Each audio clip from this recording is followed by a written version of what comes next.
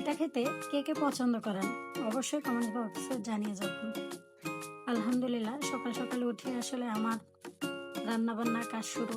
যেহেতু সকাল সকাল বাচ্চাদের টিফিন রেডি করতে হয়, তাই আমার একদমই নামাজ পড়ে আর হুঁশ থাকে না। অনেক তাড়াহুড়া করতেছিলাম আজকে। বাচ্চাদের জন্য খাবার রেডি করতে আসলে অনেক টাইম দিতে হয়।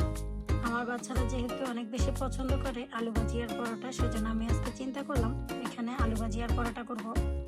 আমার কিন্তু লোক সংখ্যা একদমই কম, তারপরে অনেকগুলো আলু নিয়ে নেওয়ার একমাত্র কারণ হচ্ছে আমার মেয়েরা এত বেশি পছন্দ করে আলু ভাজি, যেটা বলার বাইরে। ওরা পরোটার সাথেও খাবে এবং ওরা ভাতের সাথেও কিন্তু আলু ভাজিটা অনেক বেশি পছন্দ করে।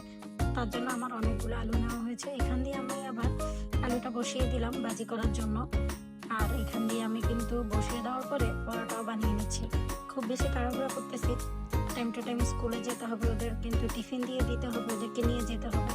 আসলে অনেক বেশি প্যারা থাকে। আগে এইসব কাজ একদমই করতে পারতাম না, আর এখন করতে করতে মনে হয় সংসার আসলে আলহামদুলিল্লাহ কোনো কাজই মানুষের জন্য অপূর্ণ থাকে না, সবকিছু চেষ্টা করলে সম্ভব হয়। আমি তো এখন আমার বাহির এবং ঘর দুইটাই সামালতে হয়। বাচ্চাদেরকে নিয়ে যাওয়া, নিয়ে আসা এবং নিজের বাসার সব কাজ সবকিছু নিজেকে সামালতে হয়। তারপরে আলহামদুলিল্লাহ এই দিক থেকে আমি অনেক বেশি সুখী।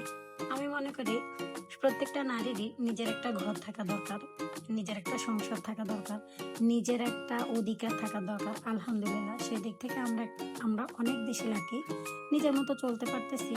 এটা আল্লাহর কাছে লাখো কোটি শুকরিয়া। এই যে আমার বাজিটাও মোটামুটি আলহামদুলিল্লাহ এখান দিয়ে হয়ে যাচ্ছে, আর আমি ওদের জন্য পরোটাও রেডি করে ফেলছি। এখানে ওদের জন্য খাবার রেডি করে দিচ্ছিলাম। আর আমার ভিডিওটা কেমন লাগছে অবশ্যই কমেন্টস করে জানাবেন। যদি ভালো লাগে অবশ্যই লাইক, কমেন্ট, শেয়ার এবং ফলো দিবেন। প্লিজ একটা তো কমেন্টস করে যাবেন, একটা শেয়ার করবেন।